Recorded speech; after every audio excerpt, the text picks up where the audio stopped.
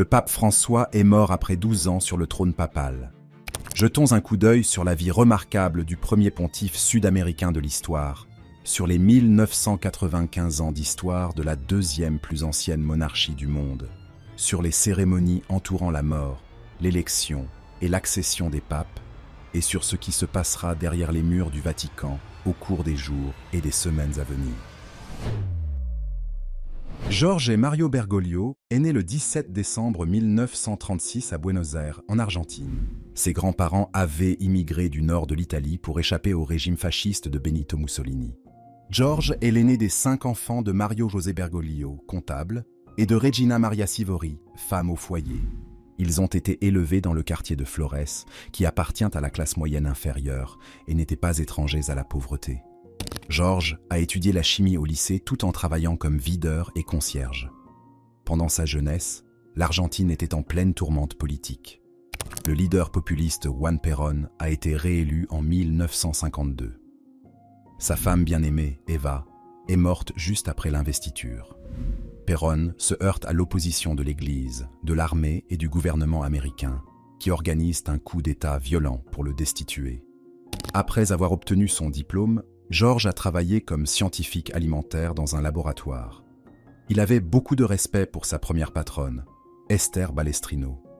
Le jeune scientifique étudiait pour devenir médecin. Ses parents l'encouragent dans cette voie, mais Jorge ne se sent pas fait pour cela. Un jour de printemps, le jeune homme de 19 ans passe devant une église et se confesse. Le prêtre l'inspire et il décide d'entrer au séminaire. Pendant son séjour, il a eu le béguin pour une jeune fille et a douté de son avenir dans une carrière religieuse. Mais à l'âge de 21 ans, il tombe gravement malade, atteint d'une pneumonie. Il a failli mourir, mais une religieuse a veillé à ce qu'il reçoive des antibiotiques, et ses compagnons de séminaire sont venus lui rendre visite et lui ont donné du sang.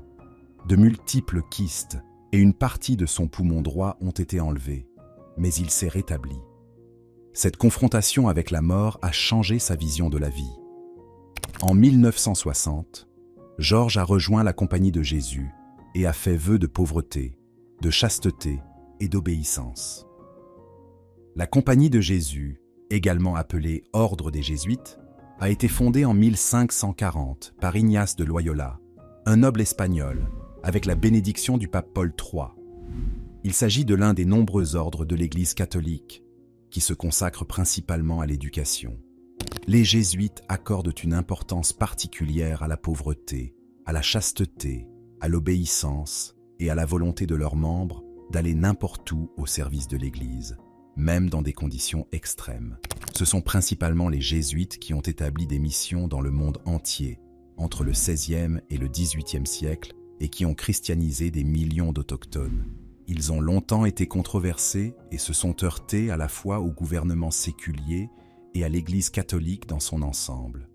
En 1759, l'Église a expulsé les jésuites de nombreux pays d'Europe et de leurs colonies. Mais en 1814, l'Église a levé l'oppression et l'ordre des jésuites a continué à prospérer. Pourtant, aucun jésuite n'a jamais été élu pape. Jorge a obtenu une maîtrise en philosophie et a enseigné la littérature et la psychologie dans plusieurs lycées. En 1969, ce jeune homme de 33 ans a été ordonné prêtre. En 1973, Jorge effectue un pèlerinage à Jérusalem, mais sa visite est écourtée par le déclenchement de la guerre du Kippour. Il a passé 3 mois à Dublin, en Irlande, pour apprendre l'anglais. Entre 1974 et 1983, l'Argentine a connu une nouvelle période de bouleversements politiques violents, connue sous le nom de guerre sale. Le dictateur Jorge Videla a dirigé des escadrons de la mort pour traquer les dissidents politiques et toute personne considérée comme associée au socialisme et au péronisme de gauche. 30 000 personnes ont été tuées ou ont disparu. Jeune prêtre, Jorge n'a pas eu le courage de s'élever contre la dictature comme d'autres l'ont fait. Son implication dans le régime sanglant a été examinée plus tard. Cependant, de nombreuses personnes ont rapporté qu'il avait refusé de collaborer avec Videla et qu'il avait aidé des personnes à fuir l'Argentine, allant même jusqu'à donner ses propres papiers d'identité à un homme qui lui ressemblait. En 1980, Georges est nommé recteur de la faculté de philosophie et de théologie de son alma mater.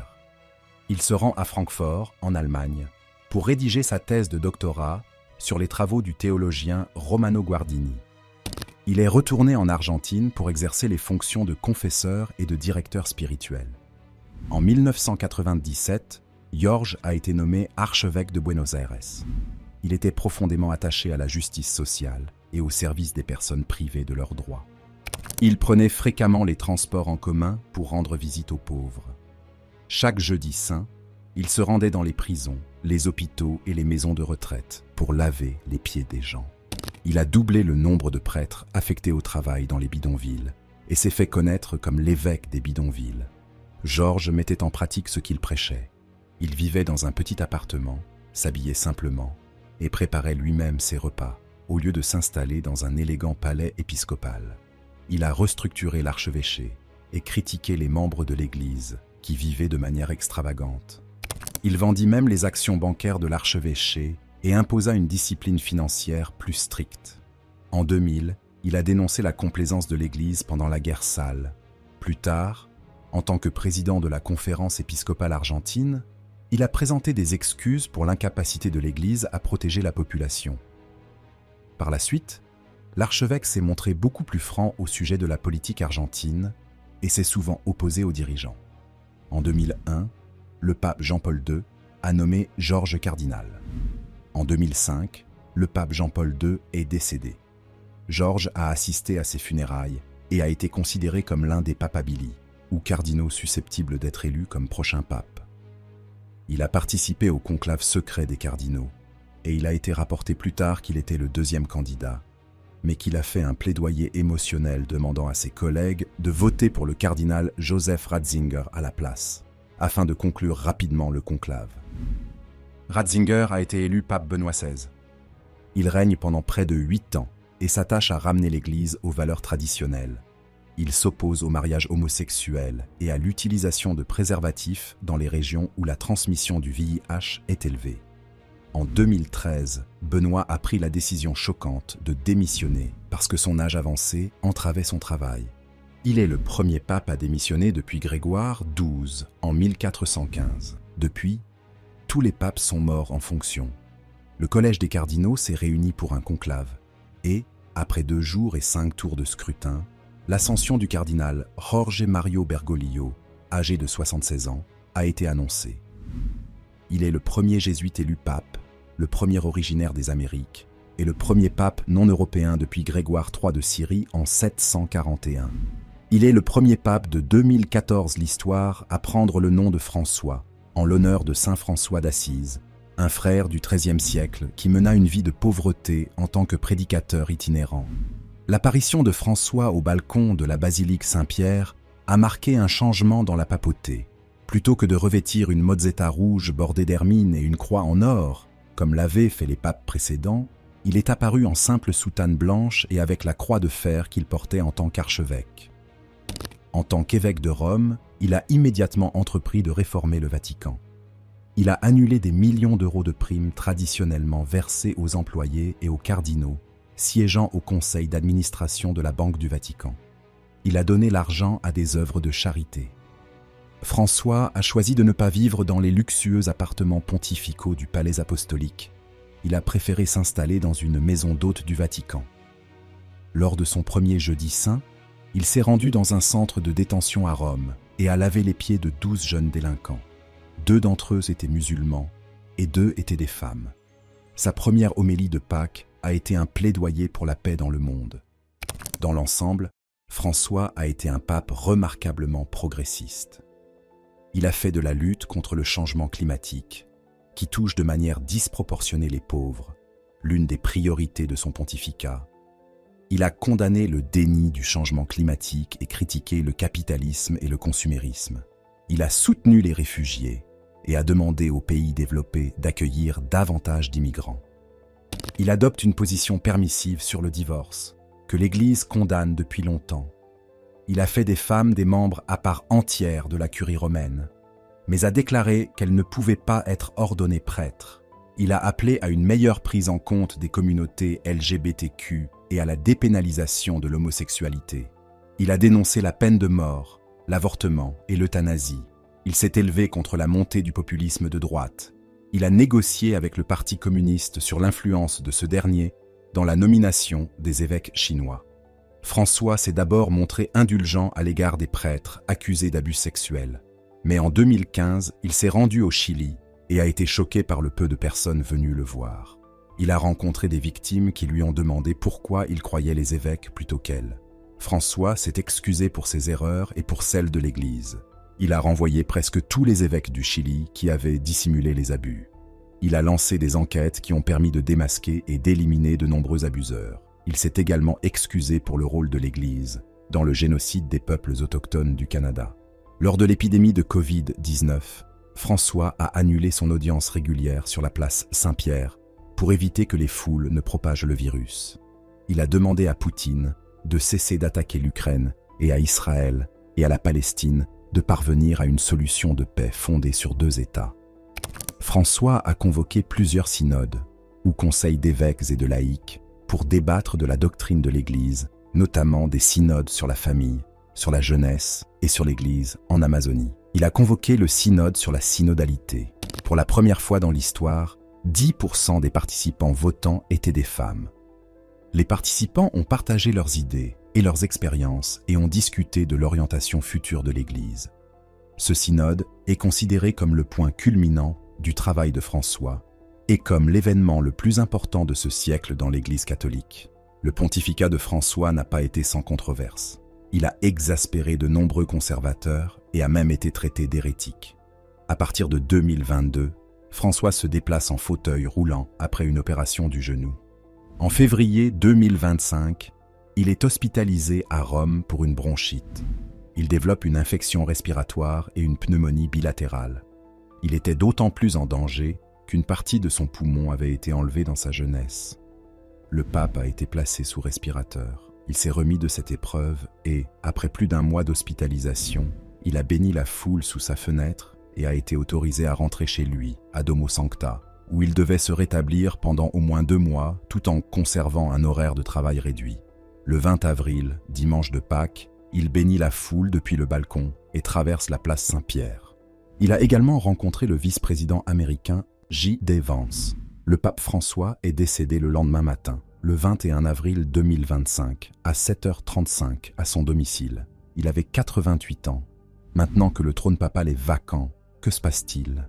Quand et comment le nouveau pape sera-t-il élu?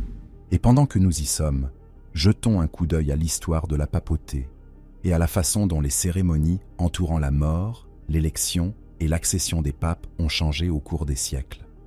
Lorsqu'un pape meurt, son décès est confirmé par un médecin et un fonctionnaire du Vatican qui prononcent 3 fois son nom de baptême.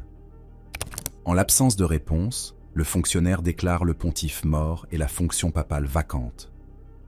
Sa chevalière en or et son sceau sont brisés, et l'appartement papal est fermé à clé et scellé par un ruban rouge. Le public et les médias sont informés, et 9 jours de deuil commencent. Après avoir été embaumé, le corps du pape est exposé dans la basilique Saint-Pierre pour que le public puisse lui rendre hommage. Les funérailles et l'enterrement ont lieu 4 à 6 jours après le décès, en présence des chefs religieux, des membres de la famille royale et des dignitaires du monde entier. Fidèle à son habitude, le pape François a choisi d'éliminer plusieurs éléments de cérémonie et d'apparat au profit d'une cérémonie plus simple. Plutôt qu'un catafalque surélevé, son corps sera exposé dans un cercueil en bois ouvert. Il sera le premier pape depuis 1 siècle à ne pas être inhumé dans la splendeur du Vatican. Au lieu de cela, il reposera dans la basilique Sainte-Marie-Majeure à Rome. 7 autres papes y sont enterrés, le dernier en date étant Clément IX en 1669. Les papes n'ont pas toujours reposé en paix. En 897, le pape Étienne VI a exhumé son prédécesseur, le pape Formose, 7 mois après sa mort, et a fait passer son cadavre en jugement. Il prétendait que Formosus s'était emparé illégalement de la papauté. Le pape défunt est déclaré coupable et son règne est annulé. Son corps est jeté dans le Tibre. 15 à 20 jours après la mort du pape, les cardinaux se réunissent à Rome pour une réunion appelée conclave. La structure de cette élection secrète des nouveaux papes La procédure est restée largement la même, avec des ajustements mineurs, au cours des 750 dernières années. Le conclave est dirigé par le doyen du Collège des cardinaux. Actuellement, il s'agit du cardinal Giovanni Battista. Les cardinaux âgés de moins de 80 ans peuvent voter. Il y a actuellement 137 cardinaux éligibles. Techniquement, ils pourraient élire n'importe quel homme catholique baptisé dans le monde, mais ils choisissent généralement l'un d'entre eux. La dernière fois qu'ils ont voté pour quelqu'un en dehors du conclave, c'était en 1378, lorsqu'Urbain VI a été élu dans le cadre de l'ère fracturée connue sous le nom de schisme d'Occident. Au cours de l'énigmatique conclave, les cardinaux sont séquestrés dans la chapelle Sixtine pour voter en secret. Un candidat doit obtenir une majorité des 2/3 pour être élu pape. Un seul bulletin est déposé le premier jour, puis 4 tours chaque jour suivant, jusqu'à ce qu'un candidat obtienne la supermajorité. Pendant la procédure, les cardinaux sont hébergés au Vatican et sont complètement isolés de toute influence extérieure. Ils n'ont accès ni aux informations, ni aux ordinateurs, ni au téléphone, ni à la télévision. Ils sont censés s'en remettre à l'Esprit Saint pour prendre leurs décisions, mais en réalité, ils se livrent à de nombreuses tractations politiques. Au Moyen Âge, les élections étaient très controversées, les factions et les familles se disputant le pouvoir. Les conclaves duraient souvent des semaines. Le conclave de 1268 a duré près de 3 ans avant que Grégoire X ne soit finalement choisi. Pour inciter les cardinaux à se dépêcher, les doyens rationnaient parfois leur nourriture, dans l'espoir de les affamer pour qu'ils prennent une décision. Aujourd'hui, elle se déroule beaucoup plus facilement. Après chaque tour de scrutin, les bulletins sont brûlés dans un poêle et la fumée s'échappe par une cheminée temporaire installée sur le toit de la chapelle. Une fumée noire signifie qu'aucune décision n'a été prise. Une fumée blanche signifie qu'un nouveau pape a été élu. Cette tradition remonte au début des années 1800, lorsque la fumée signifiait l'absence de décision et que l'absence de fumée signifiait une élection réussie. En 1914, la fumée noire était obtenue en ajoutant de la paille humide au bulletin de vote, tandis que la fumée blanche était produite en brûlant la cire de scellement sur les bulletins de vote sans paille. Au conclave de 1939, la cire de scellement était fabriquée avec de la graisse animale plutôt qu'avec de la cire d'abeille.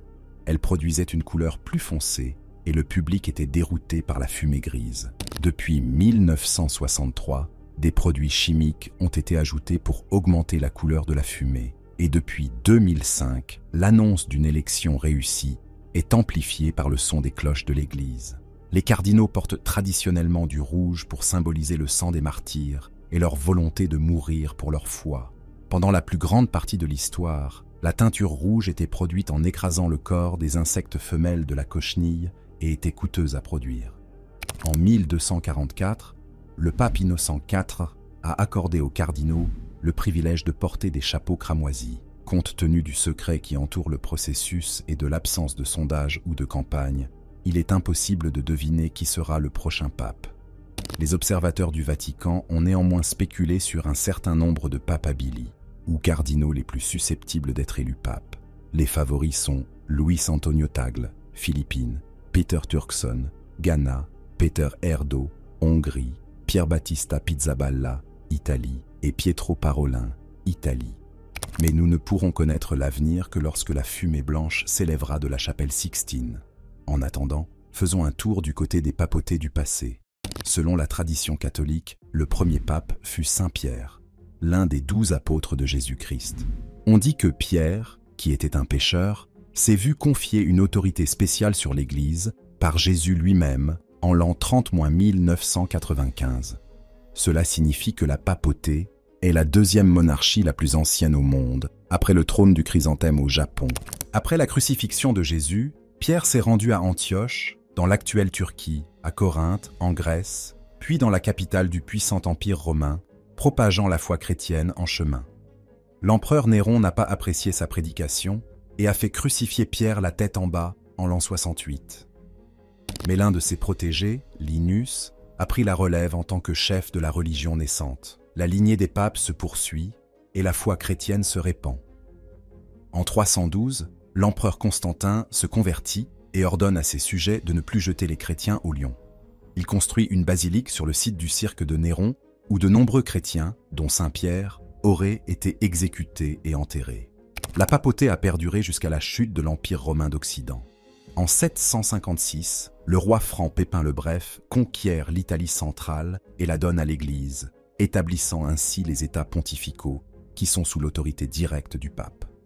Dans l'Église primitive, de nombreux papes étaient mariés et leurs fils les suivaient dans la prêtrise dans l'espoir d'être eux-mêmes élus papes.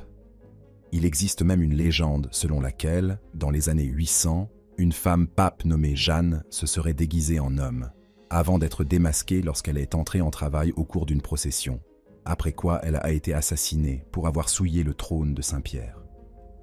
Mais l'histoire de la papesse Jeanne est aujourd'hui considérée comme un mythe, plutôt qu'un fait.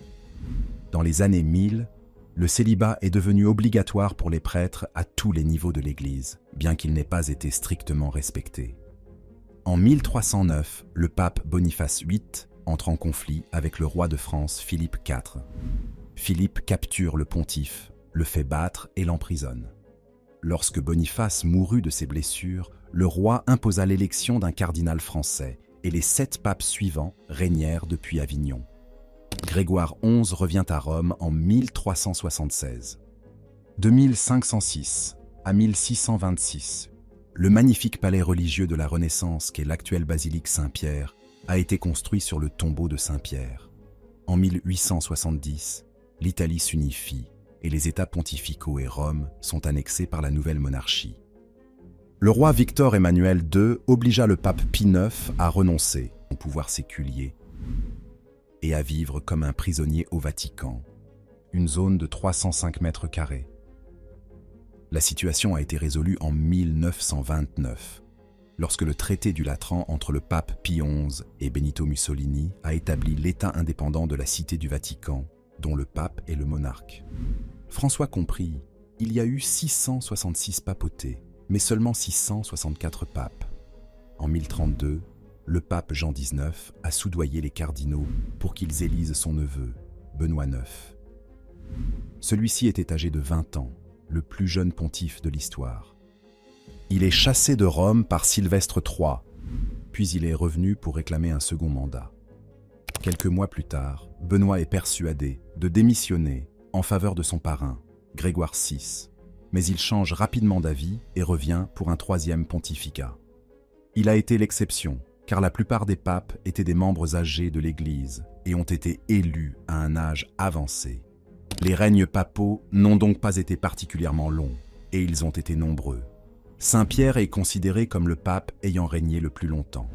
Il a été nommé à l'âge de 30 ans et est mort à 64 ans, ce qui signifie qu'il a été pape pendant 34 ans.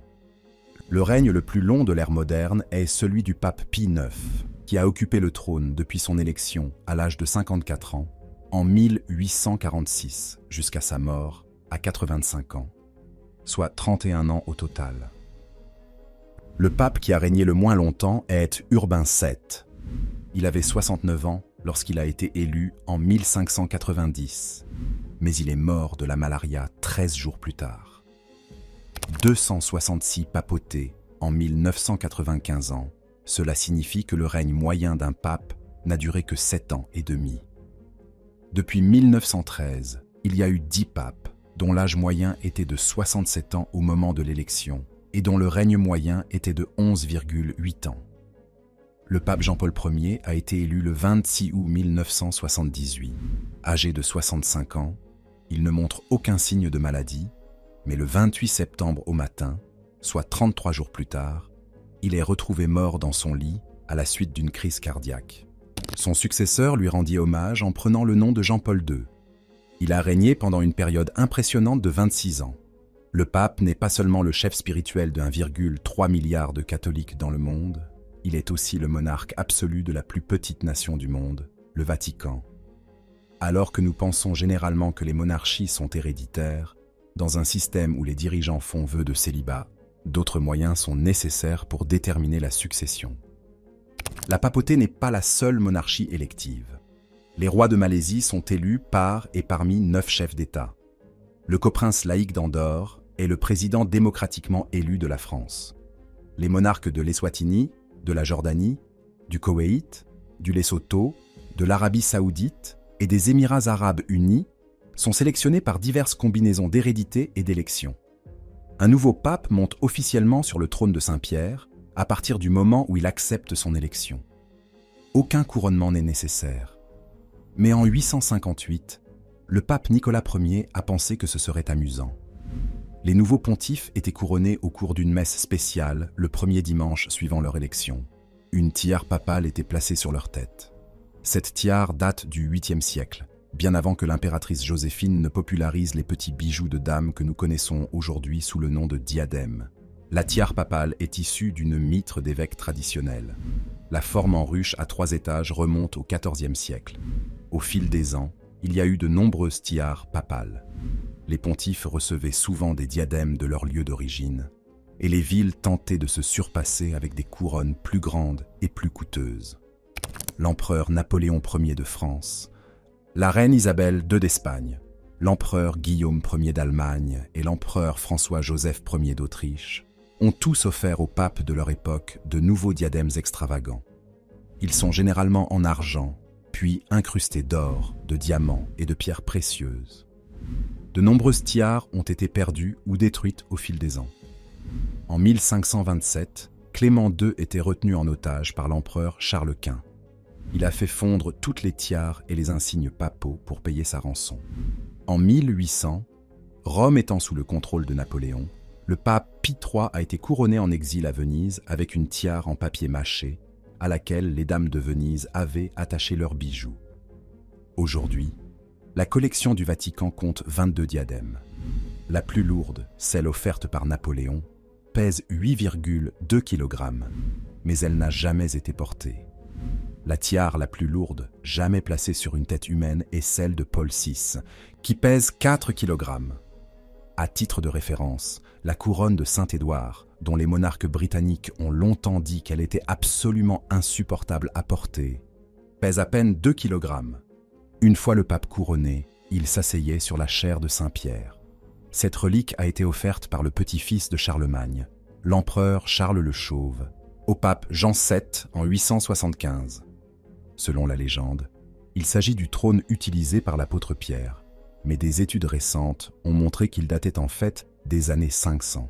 La chaise est en chêne et a été endommagée par des coupures et des vers.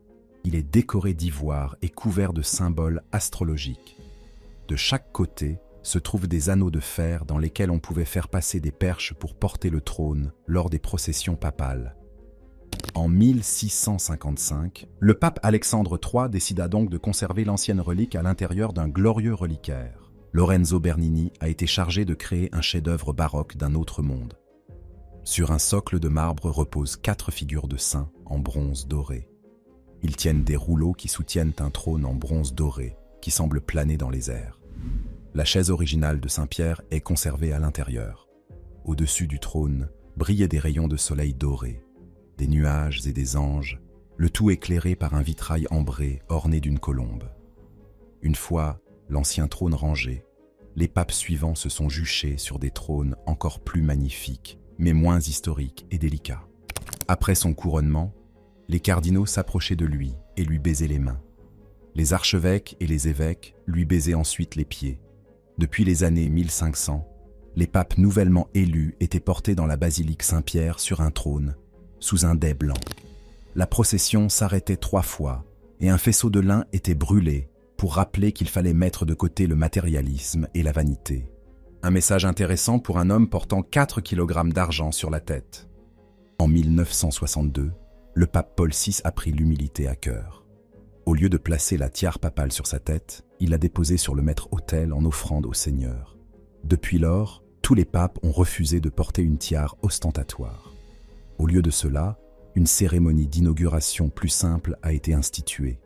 Le pape François a poursuivi dans cette voie en renonçant au trône et en se levant pour recevoir ses collègues. Cependant, il n'existe pas de règle officielle interdisant les regalias, les trônes ou les parures, de sorte qu'un futur pape pourrait décider de rétablir le couronnement s'il le souhaite.